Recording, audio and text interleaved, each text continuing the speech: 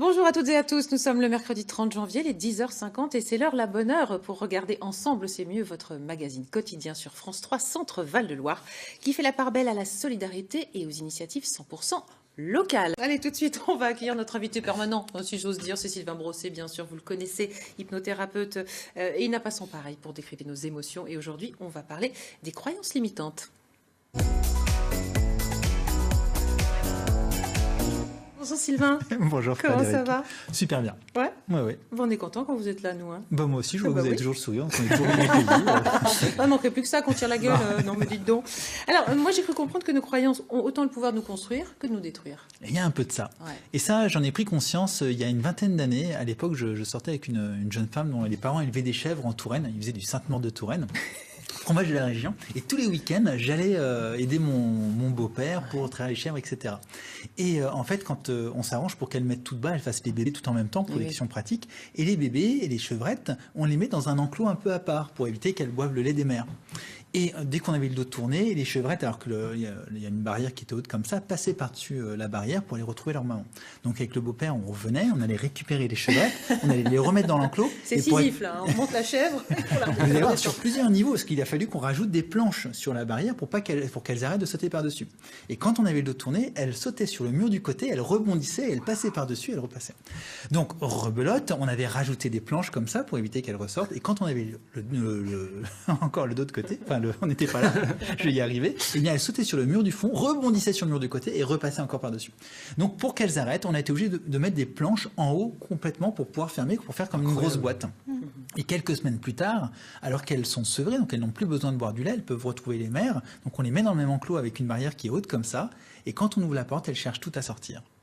Et là, on pourrait dire, mais elles peuvent toutes sortir. L'enclos est haut comme ça, elles peuvent le sauter sans problème. Et on sait qu'une chèvre, ça peut sauter très haut. D'ailleurs, on a tous vu certainement des photos de cartes postales avec des chèvres qui sont dans les arbres au Maroc ou ailleurs. Ouais, ça grimpe partout. Sauf que ces chèvres-là, elles avaient oublié qu'elles étaient capables de faire ça. Et ça, quand j'ai vu ça, ça m'a fait tilt dans mon esprit à l'époque. Je me suis dit, mais en fait, on est exactement pareil. Il y a des choses qu'on croit qu'on est capable de faire et des choses qu'on croit qu'on n'est pas capable de faire. Et en fonction de ce qu'on croit, eh bien, on a raison. Parce que cette croyance, elle va créer notre réalité. Alors, elle ne va pas créer la réalité extérieure, mais elle va créer notre rapport à cette réalité. Ce qui fait que si je crois que je suis nul et que je vais rater, il y a des grandes chances que je rate. Si je crois que je suis bon et que je vais réussir, il y a des grandes chances que je réussisse.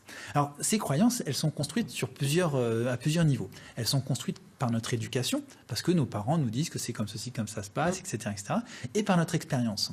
Et parfois, les deux peuvent se contredire. Par exemple, pendant des dizaines et des centaines d'années, on a eu l'expérience du soleil qui tournait autour de la Terre, et donc on pensait que le soleil tournait autour de la Terre. Et puis, aujourd'hui, on a appris que non, par notre éducation, que non, c'est la Terre qui tourne autour du soleil. Mais personne d'entre nous autour de cette table ne l'a jamais vérifié, de savoir si c'était vrai ou si c'était pas vrai.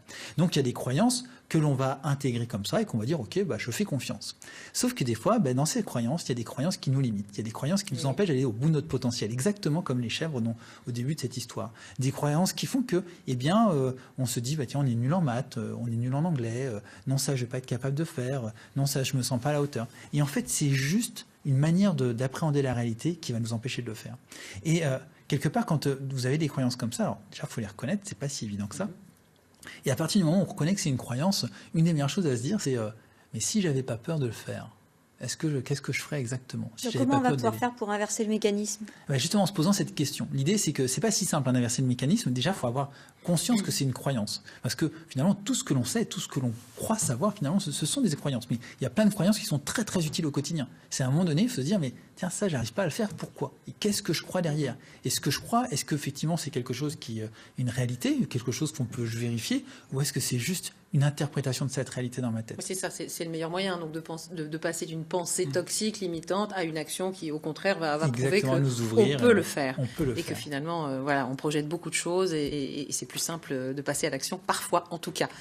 Mais voilà, donc oui, c'est quoi les petits trucs? Comment on peut arriver à ce que c'est gentil, hein, moi aussi, je peux me dire, je suis pas nulle, je sais chanter, etc. Mais qu'est-ce qu'on peut dire à nos amis qui nous regardent, là, qui sont un peu dubitatifs, peut-être? Il peut y avoir plein de façons de le faire. Nous, au centre d'hypnothérapie régionale d'Orléans, évidemment que c'est notre métier de transformer les croyances des gens. Quand les gens me disent, j'ai un manque de confiance en soi, la manque de confiance en soi, c'est quoi? C'est que je crois que je suis nul, d'une certaine manière. Alors, je caricature un petit peu, et tous les cas sont différents, mais c'est une approche comme ça. Et en fait, on va avoir plein de croyances, comme je crois que je suis incapable de fumer tout seul, ou je crois que je suis incapable d'arrêter de me ronger les ongles. Et ça, c'est juste des croyances croyances, parce qu'en fait, pendant une grande partie de votre vie, vous n'aviez pas fumé, pendant une grande partie de votre vie, vous n'avez peut-être pas rongé vos ongles, et donc, quelque part, votre organisme, votre inconscient sait faire les choses proprement. Et donc, nous, on va juste, d'une certaine manière, leur programmer, lui dire, non, ça, c'est une croyance que tu as mis en place à un certain moment, ça t'est peut-être très utile au moment où tu l'as mis en place, mais aujourd'hui, ça n'a plus d'utilité, donc on va reprogrammer. Une fois que vous avez reprogrammé le cerveau comme ça, est-ce qu'il y a un risque que ça recommence, de revenir à... Alors, en fait, c'est comment dire, un peu comme quand on se met à... J'avais pas raconté cette histoire de pansement. Si vous mettez un pansement à un moment donné parce que vous êtes coupé, ça va cicatriser. Si 6 mois plus tard, vous vous recoupez au même endroit, vous n'allez pas vous dire « Ah le pansement que j'avais mis, il n'a pas marché. Je suis encore blessé. » En fait, l'hypnose va permettre de vous reprogrammer d'une certaine manière pour que vous vous sentiez bien. Si la vie vous reprogramme dans une autre manière, il va falloir refaire le parcours inverse. Donc, ça, en aucun cas, ce que vous faites en hypnose est 100% définitif. Si vous ne faites pas ce qu'il faut, derrière, vous n'avez pas, on va dire, une hygiène de vie qui permette de continuer le travail que vous avez fait sous hypnose, il est possible que ça puisse revenir. Ça reste relativement rare. Sauf pour les fumeurs, peut-être. Sauf pour les fumeurs. Bon, voilà, ni fumeurs. Merci beaucoup, Sylvain. On a appris que nous étions des petites chèvres capables de sauter des barrières.